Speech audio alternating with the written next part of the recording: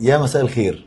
طبعا زي ما وعدناكم احنا هنطلع معاكم في حلقات كتير بتخص برنامج استوديو القانون، وده هتذاع على قناه القانون بالعربي. ومعاكم الاستاذ محمد صالح المحامي، ومعانا الاستاذ عادل اشرف. اهلا وسهلا استاذ محمد. ازي حضرتك؟ الله يخليك. النهارده هنتكلم عن موضوع ممكن يكون فعال من وجهه نظرنا كمحامين او كرجال قانون.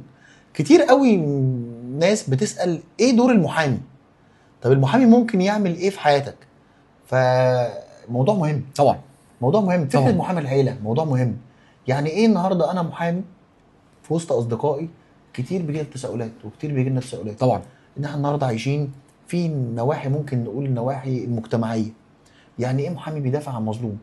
طب ايه النهارده المحامي دوره؟ النهارده المحامي هو حلقه الوصل ما بين الشعب والسلطه. كلام مظبوط.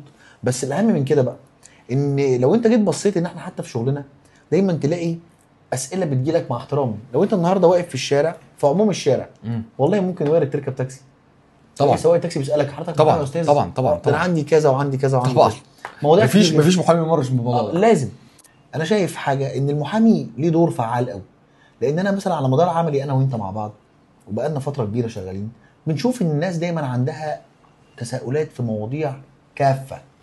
والمشكله ان مجمل العوام دايما عندهم تساؤل عن النواحي العقاريه، دايما عندهم تساؤل عن النواحي الاسريه والخلافات الزوجيه. وفي ناس بيجي لك في تساؤلات عن والله ده انا بمتلك شيك ومش عارف اجيب حقي او احصله. برضه انا عايز اوصل للمشاهد ان احنا هنبقى معاكم على مدار الحلقات. دايما كل حلقه هنمشيها ان هيبقى فيه نوع من انواع التساؤلات، وانتم اللي هتحددوا هنتكلم في ايه. يعني عايز دايما التعليقات بتاعتكم تكون تعليقات فعاله. والله انا عندي موضوع كذا حابب نتكلم فيه، احنا هنجهزه وهنطلع ونتكلم فيه ونرد على كل التساؤلات بتاعتكم. خلينا نتكلم في دور المحامي. المحامي دوره ايه في المجتمع المصري؟ حاول برضو نوصل للمشاهد دايما وجود المحامي في حياته ايه دوره. مهم جدا طبعا. طيب هنوضح والله برضو. انا دايما بكون من انصار فكره ان لازم يكون اي شخص بالغ عاقل عامل توكيل لمحامي.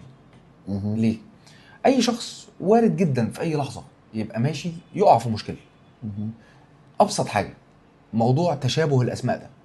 النهارده ممكن يكون واحد ماشي في الشارع استوقفه شخص صاحب ضبطيه قضائيه، بطاقتك يكشف عليك، انت مشتبه فيك، اسمك متشابه مع اخر. مفيش قدامك، انت النهارده لازم يكون المحامي بتاعك الوكيل القانوني بتاعك لازم يتحرك. لو انت مش عامل توكيل لمحامي ساعتها هتكون كارثه. انا ممكن ارد عليك بشكل اوضح، واحنا برضو عشان المشاهد يكون سمعنا. وجود المحامي شيء فعال من النواحي الاسريه، ده في شيء المجمل. محامي العيله، انت قصدك على فكره محامي العيله لازم يكون موجود. خلينا نتكلم بقى في الاهم من كده. ايه دور المحامي من وجهه نظرك برضو؟ والله يا استاذ محمد، هو دور المحامي هو دور حيوي وحساس جدا في حياه اي شخص. النهارده المحامي ده بيتجاوز دوره الدفاع عن الضحايا والدفاع عن المتهم وحمايه الحقوق الفكريه وحمايه الملكيه الماديه، كل حاجه. النهارده المحامي ده هو اساس المجتمع. انا ممكن اقول لك برضو على حاجه تانية.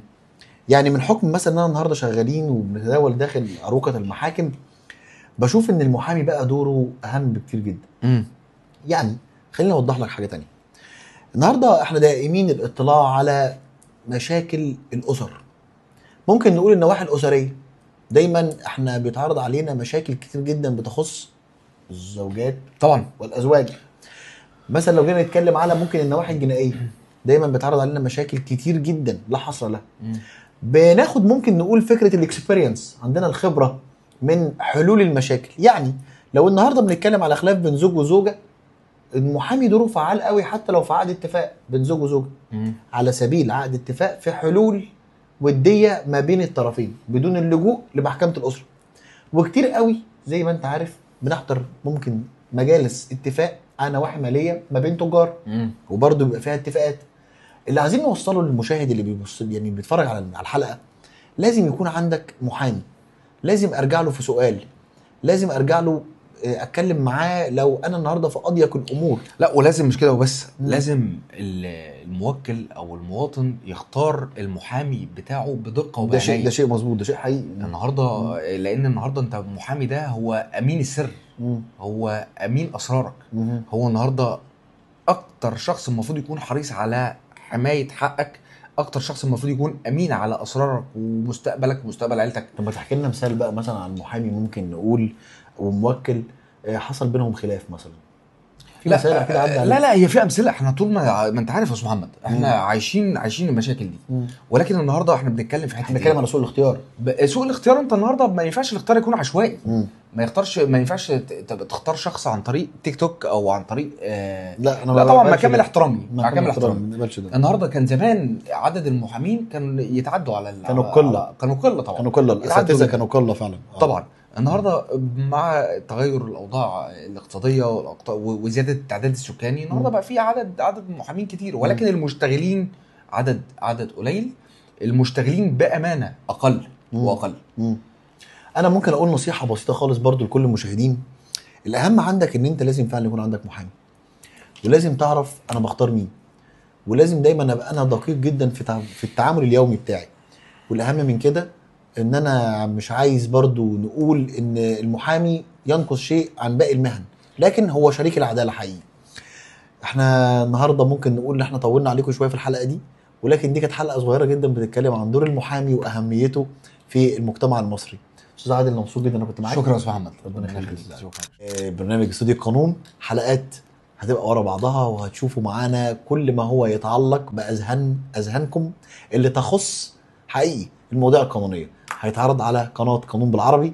احنا مبسوطين كنا معاكم، كان معاكم محمد صالح المحامي، ومعانا استاذ عادل اشرف المحامي، وسعداء ان احنا كنا معاكم. مع السلامه.